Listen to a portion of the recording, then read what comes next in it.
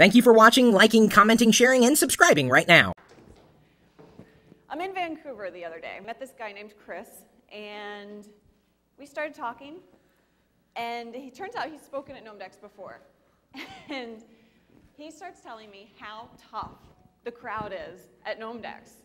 And he goes on and on. He says that you're going to bury your heads in your computers and you won't look up for anything.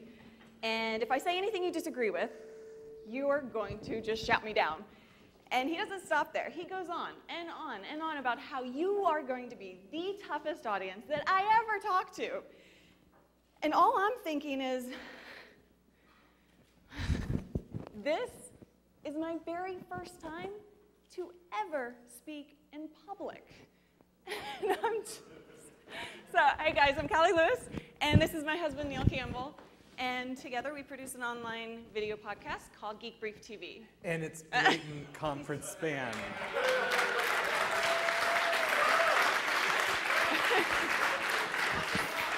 Well, so this produces a question. Is it possible to talk about what you do without making it seem like some, self-promotion? And I think the thing is, we're not here to get you to blog about our show or to talk about our show because we have a really nice size audience and we're happy with our audience. We're here to talk about how our story is really your story because you guys, a lot of you guys have built the applications that make it possible for us to do what we do. Yeah, without developers who make these applications that bring the idea of citizen journalism to the public, we couldn't do what we do. Absolutely. And we feel so incredibly lucky and out of place. Right. Because we had this idea to do a video show without ever having experience on camera or off camera. Neither, I had never been in front of the camera, and he had never been behind the camera, and so this was all new territory to us. But we had a dream, not like a Martin Luther King dream, but we had a dream to do a tech show, and who are we? We're two people in Texas. Nobody came up to us and said, ABC didn't say, you can, you can't, they didn't appoint me as a tech person. But that's what's amazing about today is that you can have a dream, you can have an idea for software, you can have an idea for a Web 2.0 company, or you can have an idea for a video show. Or an audio show, and you can do it.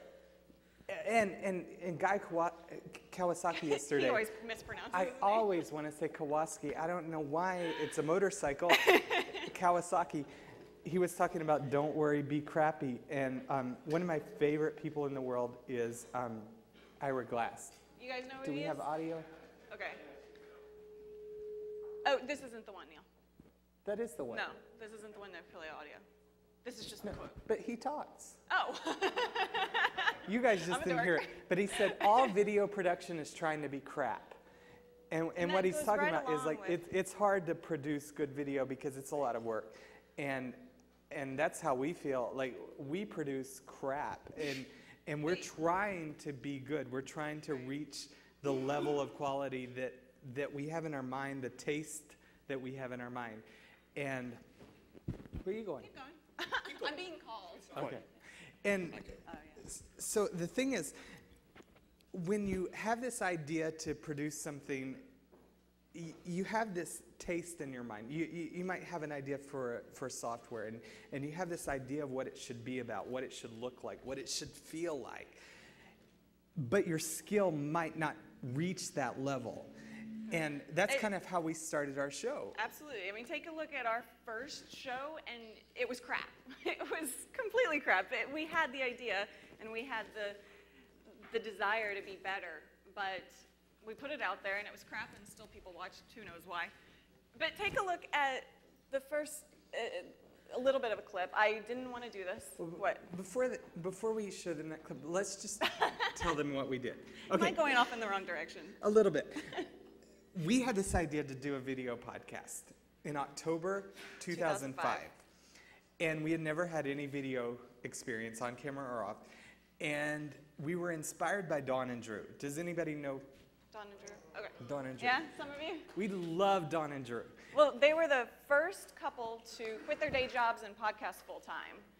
And we were totally inspired by them, and we watched as they quit their day jobs, and we wanted to do the same. Actually, we were getting ready for our day job, and in the morning, we used to call it the tyranny of the day job, right?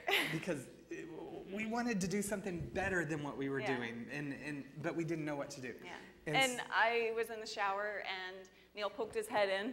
And he said, we're going to quit our day job and podcast full time. And I don't remember exactly the same way. I don't think I said we're going to quit our day job and podcast. I think you did. I think I said we were going to start a podcast, and it was ultimately going to lead to us quitting our day job. That was the goal. Regardless, that was the point. Yeah. And so I went and I poked my head in the shower, and I said that. And there is no Callie nude. I don't believe so, at least.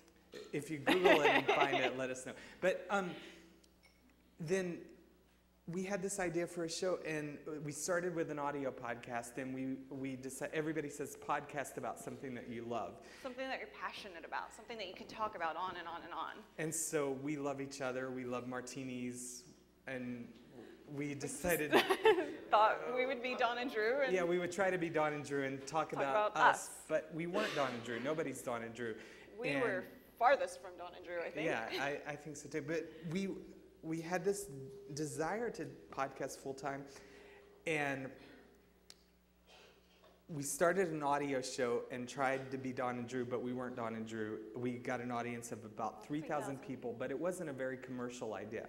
And we were very driven to do this for a living, to be able to be in our house, wear house shoes, and podcast and have a worldwide audience. That just seemed like over the moon exciting. And so on November 30th, 2005, we started talking about doing video. The video iPod had just been released.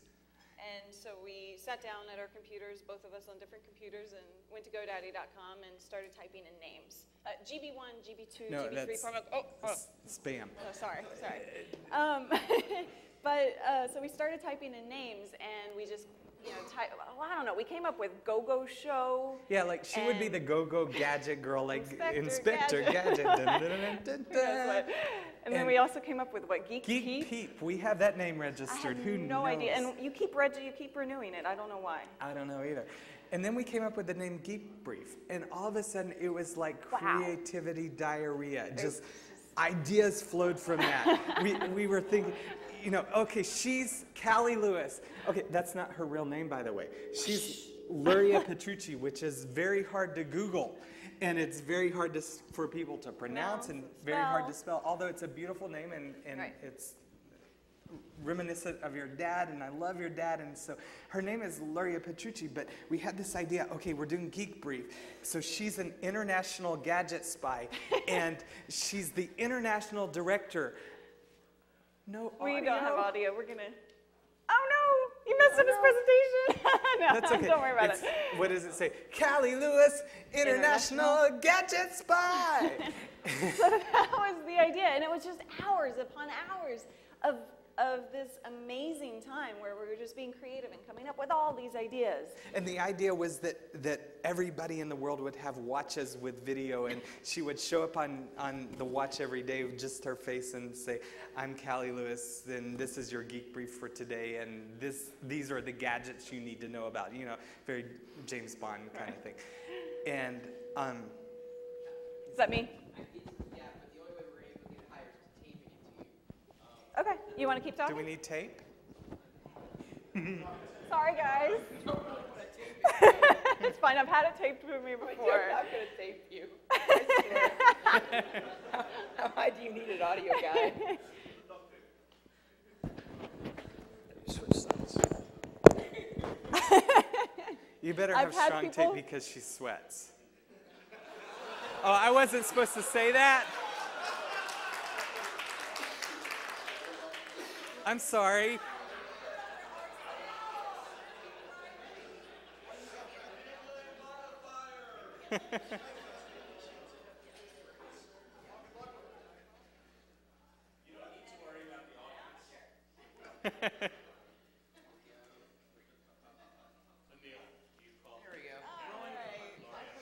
It's funny. Do I call her Callie or Luria? If I'm in public, I call her Callie. And the thing is, you know, if you've been in the online environment, having a username is not weird. But if you try to explain it to somebody who's not in this world, you know, she can go back and forth as Callie Lewis or Luria Petrucci. It doesn't matter to me. I answer to both equally. And it's just like a username. I mean, who goes by... What?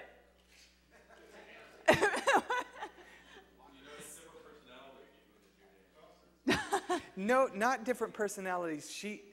There's something magical. When I met her, okay, I was, we have a Christian background, and I was in church, and I used to sit with this guy in church, and we used to sing together very loudly, and people would hang around us because we sang pretty good, and we sang in harmony and everything. And, really well, actually. And she walked into church one day, and I said, I want to marry that girl. Aww. I told my friend that. And there have been 2 times in my life that I've been that driven. One is when I met her, and one is when we had the idea for Geek Brief. But I didn't own a camera before I bought her.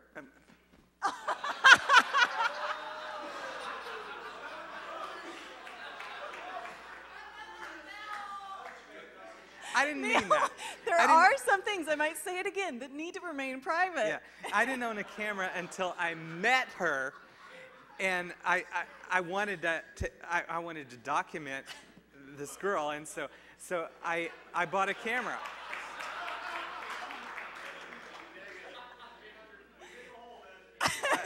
Okay, I'm going to get out of it though, because I'm going to get back to it. So I noticed when I took pictures of her, there was something magic, and I was a good photographer all of a sudden. And the same thing happened with video. There's something that she does on video that's magic. That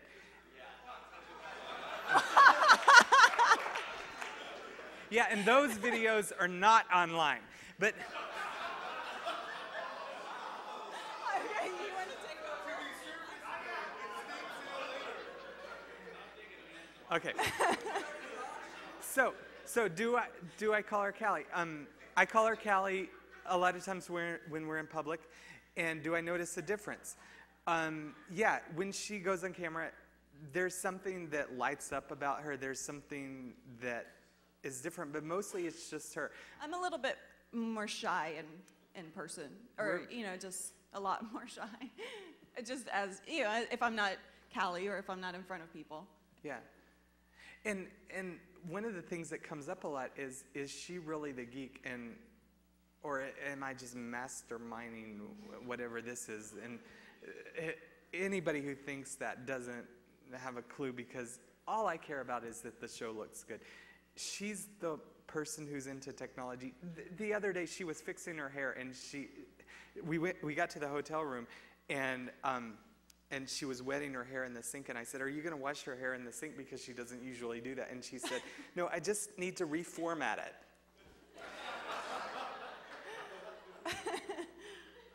I'm sorry, I don't know what to say to that. It's true. But I looked to her for tech support and everything. But basically what we wanted to talk to you guys about is that we had this idea for a show, and not having any experience, but having a lot of passion and a lot of desire. We woke up every morning. We worked, we barely got any sleep as we were working the tyranny of the day job as well as doing Geek Brief, and we struggled to get out 2 shows a week at that point, but it didn't matter. We were just working and working and working, and it was like we were in a bubble almost. That was all we thought about.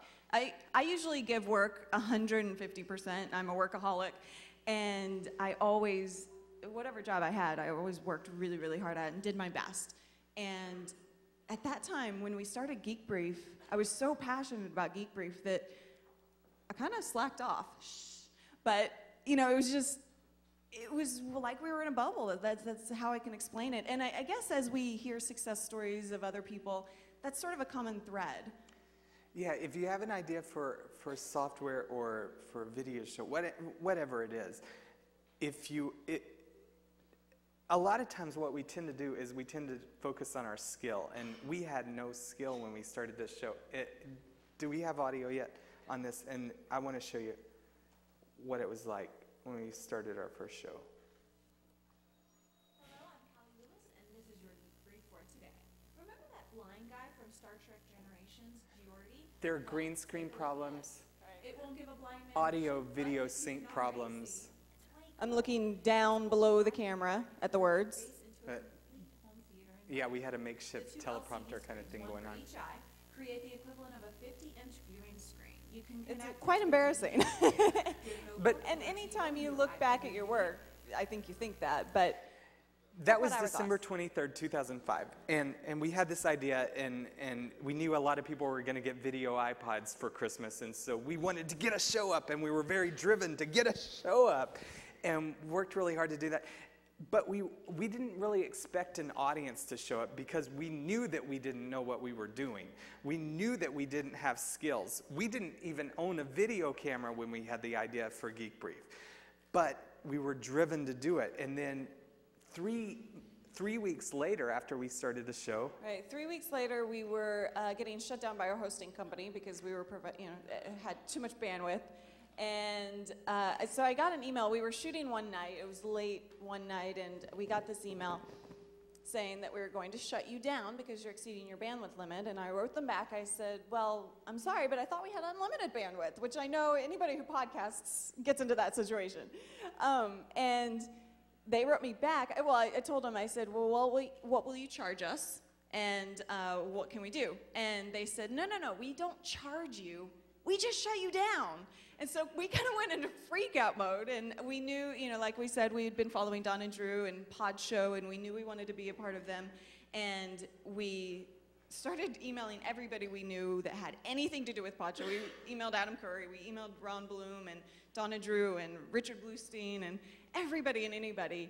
And that within a week, we were up and running on the Pod Show servers, and then our audience kept growing exponentially. It was weird. It was the first month 3,000, the second month 60,000, the next month 150,000, and then 300,000, and then it just kept going. It's just grown. And the thing that's been really cool is that we knew that we were doing crap. We knew that we were producing crap, but we were passionate about our crap. We were, Guy Kawasaki yesterday said, don't worry, be crappy. And we were so determined because we cared about what we were doing. We cared about what it looked like, what it sounded like, what it felt like, what the experience was like. And we still are, we're not even close to where we want to be. But I think what happened with our audience, and I don't know this for sure, all I can tell is just assume, I guess, is that they saw that we had passion for it, and that we were driven and we were determined to entertain them, to give them 3 minutes a day or however often we release a show, and say, this is your time to be happy, and to give you some shiny, happy tech news. And that's what we want to communicate, is that it doesn't matter how good you are. It doesn't matter how good you're going to be in 6 months. It matters about your passion, and it matters how good you want to be. And it matters about your determination to get to that point, whether it takes 6 months, a year, 3 years. Play Ira Glass, okay. If we have audio, right? We saw this video of Ira Glass. It's on current.tv, and I would recommend that everybody go and search for it. I'm sure that we can provide a link somehow, but sure. It is the most inspirational, down-to-earth piece of advice that I've ever gotten. One other thing that tells people who are beginners, and I really wish somebody had told this to me, is that if you're watching this video, somebody wants to make videos, right? And all of us who do creative work, we get into it, and we get into it because we have good taste. Do you know what I mean? Like, you want to make TV because you love TV. You know what I mean? Because there's stuff that you just love. Okay? So you've got really good taste, and you get into this thing that I don't even know how to describe, but it's like there's a gap. That for the first couple years that you're making stuff, what you're making isn't so good. Okay? It's not that great. It's really not that great. It's trying to be good. It has ambition to be good, but it's not quite that good. But your taste, the thing that got you into the game, your taste is still killer. And your taste is good enough that you can tell that what you're making is kind of a disappointment to you. You know what I mean? Like, you can tell that it's still sort of crappy. A lot of people never get past that phase. A lot of people at that point, they quit. And the thing I would just like say to you with all my heart is that most everybody I know who does interesting creative work, they went through a phase of years where they had really good taste. They could tell what they were making wasn't as good as they wanted it to be. They knew it felt short. You know, and some of us can admit that to ourselves, and some of us are a little less able to admit that to themselves. But we knew, like, it didn't have this special thing that we wanted it to have. And the thing I would say to you is everybody goes through that. And for you to go through it, if you're going through it right now, if you're just getting out of that phase, if you're just starting off and you're entering into that phase, you got to know it's totally normal. And the most important possible thing you could do is do a lot of work. Do a huge volume of work. Put yourself on a deadline so that every week or every month you know you're going to finish one story. You know what I mean? Whatever it's going to be. Like, you create the deadline. It's best if you have somebody who's waiting for work for you, somebody who's expecting it from you, even if it's not somebody who pays you, but that you're in a situation where you have to turn out the work. Because it's only by actually going through a volume of work that you're actually going to catch up and close that gap. And the work you're making will be as good as your ambitions. Did anybody else know that Hourglass looked like that? That was a shocker for me. So we get a lot of people writing to us saying, how can I do what you do? Right. And we talk to them, we give them advice. Not that we're, in a position that we're so successful to give advice, but at least we've had a little bit of experience. But you know what? There are some people that are going to go after it, and there are some people that wait. And that's the most frustrating thing when we see it, because we want people to experience what we've experienced, and we want people to get their dream and to achieve that goal that they have. And when people ask us for advice, we say, do this, this, this, and this. And what hurts us so bad is that we talk to them a couple months later, and they haven't. So did you do it? They haven't done any of the things. And really, what it's all about is just starting. Just if you have an idea for a company, if you have an idea for software, if you have an idea for anything, just get started. And like Guy Kawasaki said, don't worry, be crappy. Just get started and do something. Right. And that's just what we want. We want people to know. I mean, if you have that idea, just do it. And Nike has a great slogan, just do it. And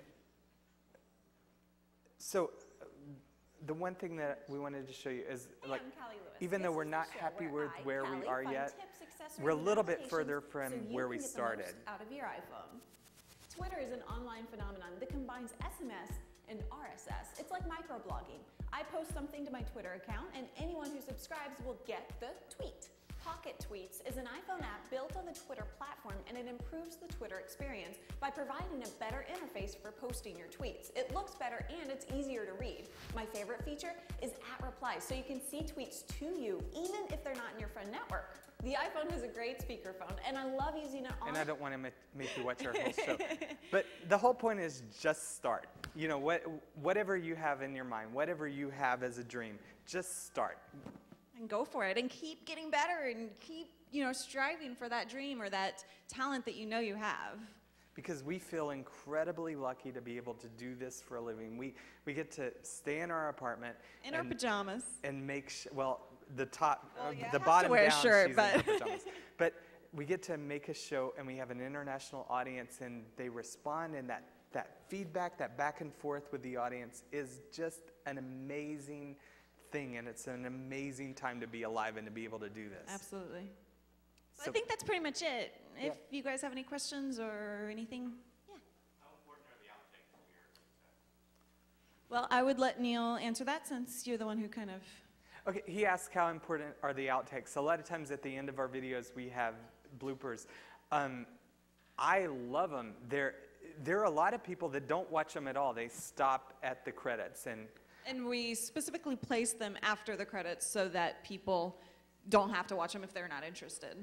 And they're funny, but the hard thing about our bloopers is that she's getting better, and it's harder to get bloopers out of her. So I worry about that sometimes, but it's very fun to show people your mistakes, I think. I think I think it's really cool when you're not trying to be perfect all the time, when you show people your flaws. And that's what podcasting is all about, really. I mean, you know, you're showing your flaws and you're putting yourself out there, and that's what the audience kind of clings to, almost. It's better than the picture-perfect media that just tries to scrub everything down and make everybody look as good as possible. Yeah. Okay. Hi, can you talk about how you make money at this and what the kind of progress was at the beginning and how you quit your jobs and made this a full-time livelihood? Thanks. Yeah, like I said, we knew we wanted to be with Podshow, which I don't know how many of you are familiar with Podshow Network. Basically, what they were doing before we got involved with them was making it possible for some people, few people, a handful of people, to quit their day jobs and podcast full time, and that was by advertising. And so that's how we hooked up with them, and we initially got started on a very basic level with them, and then at the 5th month after we started our show, we were able to announce that we were quitting our day job and podcasting full time, and that was because of Podshow and advertising. So basically what they do is we say, you know, we're going to concentrate on the creative side of things, and you handle the business side of things. So it's very much like TV or radio. They're right. The network, and they find the advertisers, and also when the advertisers aren't there, early on the advertisers weren't there, so they fronted the money that makes it possible. And now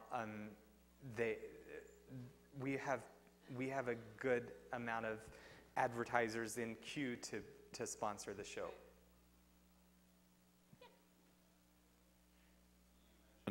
You mentioned some of the metrics from the audience as you started, and I was wondering if you could give us more details on where you're at today with the audience. And then I know you've covered this on the show a few times, but I'd like to hear a little bit about the technology that you started using that got you off to the good start, and where you migrated all the way to the one that's sitting next to me here in the aisle. You better not steal my camera. You want to answer the stats question? Well, the audience size question, we have anywhere, it's really weird looking at numbers, and Podshow doesn't even like to talk about numbers because I think with video, I'm not sure that it's as clear as it is with a page view or whatever, because some people don't watch the whole video, but maybe that counts as a page view. I don't know.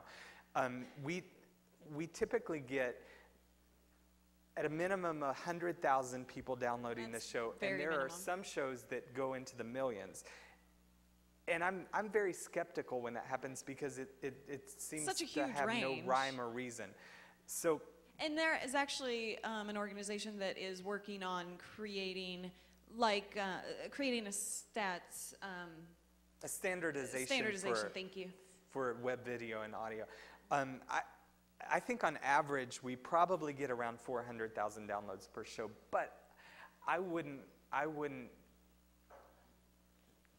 be willing to gamble on that. I think everybody has to kind of wait for a standardization to be able to say for sure, this is what we have, this is, where we're at. And because everybody's kind of in and out, and everybody is saying, there was a thing with Rocket Boom earlier, and who was it? Yeah, Mike Arrington looked at Rocket Boom's stats and analyzed their stats, and so there's always controversy surrounding it. So as we get a standardization, then we'll feel more comfortable saying this is what we have. Yeah. And the other question, what we started with?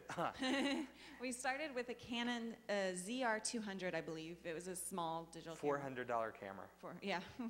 And actually, I think it was $350. Was it? Yeah. Okay. And we actually wound up, because we had seen somebody do green screen, and so we were really impressed by that and intrigued by it. Yeah, we thought green screen would be the coolest thing in the world to be able to do that in our house. It was just so exciting. We went to the craft store and bought 4 pieces of poster board, green poster board, and slapped them up on the wall, and that's what we used as a green screen. And then we transitioned. Eventually, we bought a Panasonic camera. We went through 2 Panasonic standard def cameras, and we were using applications like VideoQ Pro and Wirecast, which do live chroma keying and live graphics. And now we're using Final Cut. Yeah. And finally which is learned hard that. to We had it learn. for a year before we actually sat down and learned it because it's so difficult. But it's so fun because I learn literally a new thing every day, and it's the most fun thing. Like every day I'm going to wake up and I'm going to learn something new in Final Cut. And that camera that we have now is our first HD camera. It's a Canon XHA1. Anybody else? No question. So,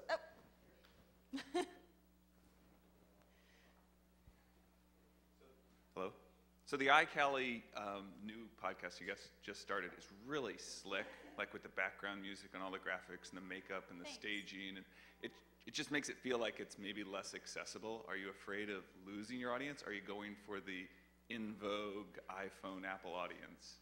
Like, Well, is this a totally different audience, do you think, or a segment? I don't think totally different, but in a way, because the audience for the iPhone, probably, you know, some of them don't have iPhones, but some of them, or most of them do have iPhones because that's the point, to get the most out of your iPhone. And so people who can afford an iPhone are probably a different audience than ours currently. and I also think we thought of the iPhone as different. It's a device that we love, and we wanted to kind of honor it because we're Apple fan people, and so we wanted to rise to the level, or try, and I don't think we do it, but we try to rise to the level of the iPhone and what looks good on the iPhone.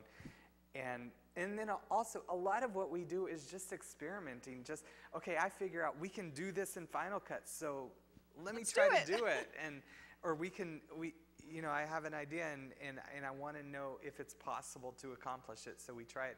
And so whether or not we pay close attention to what the audience says and how they respond, and then we mold ourselves. But initially, everything that we do is like, just, can I do this? And can she do this? And can we make this happen? And we never know the answer to that until we send it up on RSS. Yeah. Anybody else?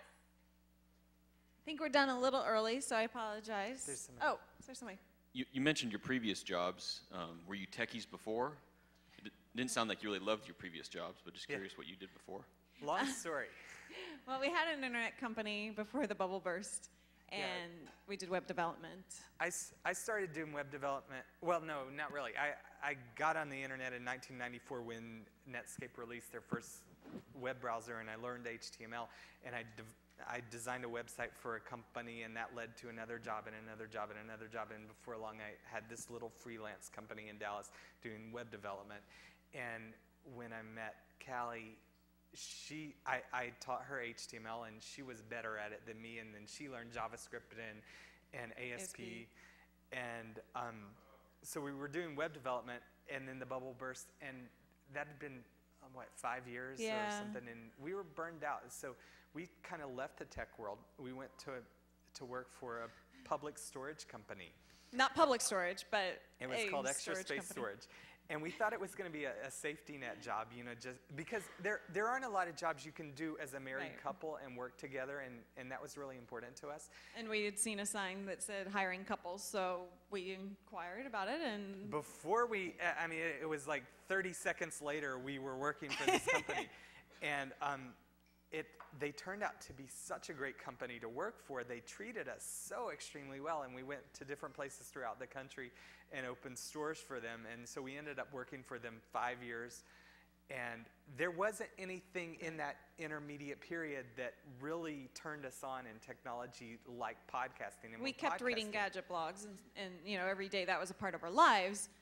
But yeah, there wasn't anything that turned us on until we heard about podcasting from NPR. And the whole idea of being able to be at home and do something ourselves and to be creative and produce something that's released to the world was just exactly what I wanted, because I like to hide in a closet.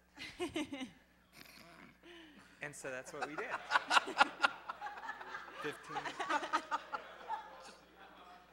Oh. I think they're taking it a different way. Take it however you want. I don't care. Gotta go here.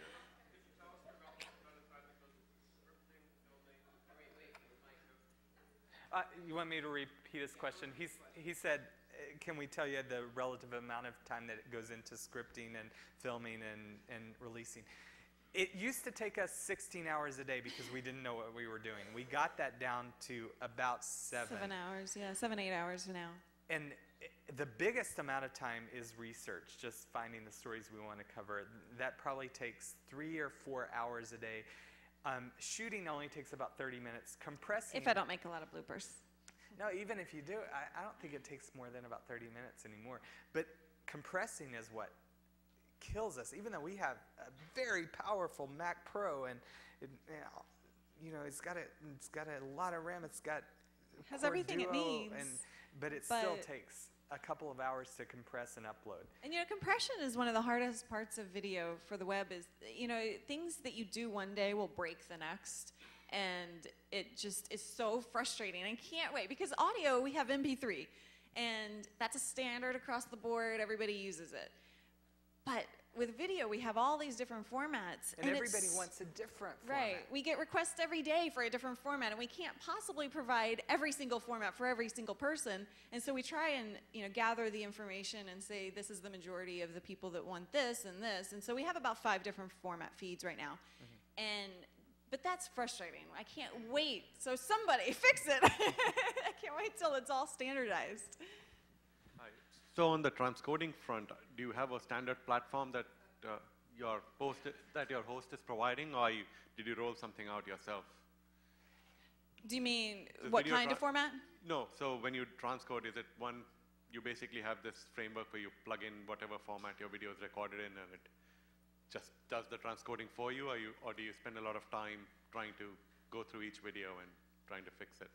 Yeah, we use a software called Visual Hub, and that does pretty much everything we need it to do, but you have to do it one at a time. Yeah, we would love to be able to just batch and code all the different formats that people want. And Podshow, the company that we're working with, they're telling us that they're working on it, and I can't wait, and I hope it happens, an application where we can upload our master file, and it just splits it up, and the audience can choose whatever format they want. And when that happens, we will go to lunch because we'll have time for it. Neil, quick question, actually 2. One is this the first time you've done public speaking in regard to Geek Brief? Yes. That's what I thought. Great work. Wait, what? No. Okay, by the way, this is my first time speaking at GnomeDex too. Second question is, in terms of doing video podcasting, we've been experiencing this situation in terms of creativity and finding ways to monetize. You guys have been very successful using Podshow. How have you seen other shows being successful in monetizing themselves? And what would you, based on the experiences you've had so far and the people you talk to, where do you think we're going to go for monetization? How do you think we're going to actually pay for the creativity we're seeing here? I haven't heard a lot of stories about people monetizing their shows other than through Podshow. There's Leo, and he's doing all the work himself. Leo Laporte, all of his Twet network, he's doing all the work himself, and it's about killing him, it seems like. And sometimes he has advertisers, and sometimes he doesn't. But there's the one show, the couple where they argue about the gadget. I can't think of it right now. I'm sorry. Is it video or audio? Yeah, it's video. They're on. Oh yeah. Yeah. Wait. No. No. Yeah, I can't think of it. They're based in Arizona. I can tell you that, but that's totally irrelevant. It's like Neophyte or something. Neophyte. That's what it is. And they monetize by they'll cover a gadget. They usually do one gadget a show, and they'll talk about it, and it's like a he said, she said kind of a format. And they sell their reviews, or they, if the company that they review wants to feature their review, they make that available for a fee, I believe. And I think they're doing pretty well. I think so, yeah. But we haven't talked to them in a while. I think they're working hard. If you have that business sensibility to work hard and to really push for it, I think you can monetize your own show. Some people are, it's rare to find somebody that's creative and has that business sense. So either you need a partner, or if you're that rare person, then it would work. You're just going to put in a lot of work, and a lot of hours to do it. And we didn't really have any interest in trying to do it ourselves. We just wanted to be creative, and that's one of the reasons that Pod Show made a lot of sense to us. Hi, I'm Shannon Clark, and full disclosure on this question, I'm in the midst of starting an ad network myself, but I'm curious what you found in terms of the formats of advertising that have worked better or worse. There have been experiments with advertising around the videos, experiments with pre-rolls, post-rolls, sponsor-written, host-written content. What have you found works most naturally for you creatively and for your advertisers? I'd say absolutely host endorsement. It's a conversation when we do things like GoDaddy or Splenda. Yeah, Splenda was one of our early advertisers, and for a really good amount of money. And it didn't seem to us to be a natural fit for a tech show about technology, except that it's technical sugar, I guess. But and we use Splenda, so that's why we said yes. We're happy. We've always used Splenda, and we love Splenda. Although it doesn't help me lose weight, but the thing is, when we talk about a product just in the context of a show and we just bring it up, that seems to appeal to our audience. We haven't tried anything like with pre-roll or anything. I don't like it. Yeah, I don't think we want to try pre-roll or post-roll because it's not appealing. It's just like old medias. So that's not what we're in this for. So we're interested to play around with advertising and see what the audience likes. And for the most part, our audience really likes the endorsement, the talk, it's a conversation. And so basically I'll tell a story about how somebody used Splenda flavor blends in their beer or their oatmeal, all these crazy recipes that people have come up with. Or with GoDaddy, we'll say how somebody has saved a lot of money. So it's involving the audience, and they like that. And there are a few people that decide, what, this is too meshed. But I think that's the minority. Yeah, just to quickly follow up, quickly follow up, I'm curious, how do you disclose the part when you're into a commercial portion of your show? So, in a tech show, if you're approached by, say, a technology advertiser, how would you differentiate when you're being paid for that content versus when it's organic review? Well, HP was a sponsor last year, and we said up front, this is an advertiser, and this is a sponsor. So I think we just say it, basically. Yeah, we say it at the beginning of the show, this is a sponsored brief, or this brief is sponsored by HP. We haven't had a lot of things that were that, we haven't had, I guess HP was the only tech sponsor that we've had. Everything else has been kind of, well, I guess you could call GoDaddy a tech sponsor, but everything else has been pretty clear-cut. This is a sponsor because it's kind of out of context, but we just talk about it. We're about to do a show that's sponsored by Kmart. That's and this blows my mind. Kmart. I didn't know Kmart stores really existed anymore, but they're doing a big. What? Well, the thing is they're trying to differentiate between their stores and their online market. Yeah, Kmart.com, which has a tech connection. And so what we're doing with that show, it's going to be one show, and it's not a lot of money. It's kind of an experiment that Madison Avenue seems to be experimenting right now with podcasting, and they're trying to just see if it really works. And so what we're going to do, we have an intern, thank God for William, who helps us a lot. And so he's a college student, and this is a back-to-school thing. And so they gave him $200 to buy some gadgets from Kmart.com, and I'm totally bummed we're giving that to him. Yeah, he gets to keep them, and so we're going to cover it. And the goal, whenever it's a sponsored episode, is we tend to spend 3 or 4 times as long to make it entertaining, because we don't want to just be an infomercial or anything like that. Yeah, we don't want, because there, with our HP episodes, there were some people that we're like, that's not right.